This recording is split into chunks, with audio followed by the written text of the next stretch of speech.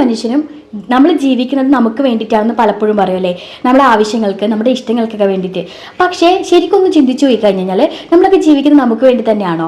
അല്ല, മറ്റുള്ളവർ പ്രീതിപ്പെട്ടാൻ വേണ്ടിയിട്ട് നമ്മൾ ഓരോരുത്തരും ജീവിക്കുന്നുണ്ടാവുക.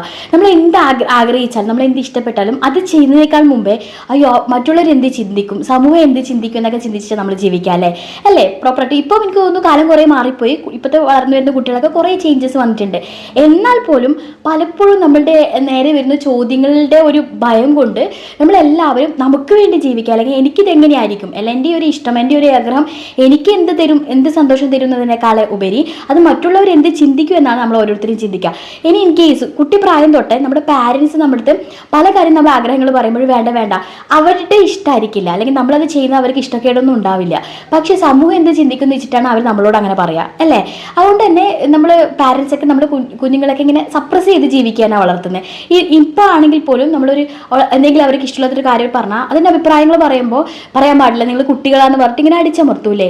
പക്ഷെ ശരിക്കും പറഞ്ഞാൽ നമ്മൾ മറ്റുള്ളവർ റെസ്പെക്റ്റ് ചെയ്തുകൊണ്ട് നമുക്ക് എങ്ങനെ വേണമെങ്കിലും അവരുടെ അടുത്ത് നമ്മുടെ ഭാഗം ക്ലിയർ ചെയ്ത് സംസാരിക്കാനുള്ള ഒരു സ്പേസ് കൊടുക്കണമല്ലേ ചെറിയ പ്രായം തൊട്ട് തന്നെ. അല്ലാതെ എല്ലാം നമ്മൾ ഒരു സമൂഹത്തിനൊരു കാഴ്ചപ്പാടുണ്ട്, അങ്ങനെയാണ് എല്ലാവരും ഇങ്ങനെയാണ് ജീവിക്കേണ്ടത് എന്നുള്ളത്. ഒരു കുട്ടി പുറത്തു പോയി പഠിക്കണം എന്ന് ആഗ്രഹിച്ചാൽ ആ കുട്ടിക്കെതിരെ വരുന്ന ചോദ്യങ്ങൾ അല്ലെങ്കിൽ ആ കുട്ടിയെ കാറ്റഗറൈസ് ചെയ്യുന്നത് ഒരുപാട് രീതിയിലാണ് സമൂഹമല്ലേ. അതിനെ പേടിച്ചിട്ട് പാരൻസ് പലപ്പോഴും സമ്മതിക്കില്ല.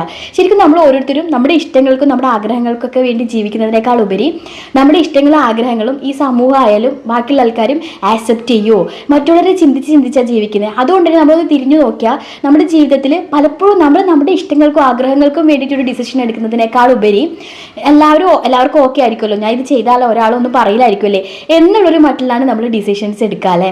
അപ്പം അങ്ങനെ ഒരു കാഴ്ചപ്പാട് മാറുന്നത് വളരെ നല്ലതാണ്. നമ്മൾ ഒരാളെ കൊണ്ട് മാറ്റാൻ പറ്റുന്ന ഒരു കാര്യമല്ല, അത് സമൂഹത്തിൽ മാറ്റേണ്ട ഒരു കാര്യമാണ് അതിനൊരു കാഴ്ചപ്പാട്. ഇപ്പോൾ കുറേ മോഡേൺ ചിന്താഗതി എന്നൊക്കെ പറഞ്ഞ രീതിയിൽ ഒരുപാട് പാരൻസ് ആയാലും കുട്ടികളായാലും അവരുടെ പ്രയോറിറ്റി കൊടുത്തിട്ട് നമ്മളുടെ കൾച്ചറിനനുസരിച്ചിട്ട് അല്ലെങ്കിൽ നമുക്ക് എങ്ങനെയാണ് മറ്റുള്ളവർ റെസ്പെക്ട് ചെയ്യേണ്ടതൊക്കെ നമുക്ക് നല്ല ബോധ്യമില്ലേ, ആ ഒരു രീതിയിൽ നമ്മൾ ഭയങ്കര ബോൾഡായിട്ട് ജീവിക്കാൻ വേണ്ടിയിട്ട് ഒരുപാട് കുട്ടികൾ ഇപ്പം ഇറങ്ങി തിരിച്ചങ്ങനെ ജീവിക്കുന്നുണ്ട് കേട്ടോ.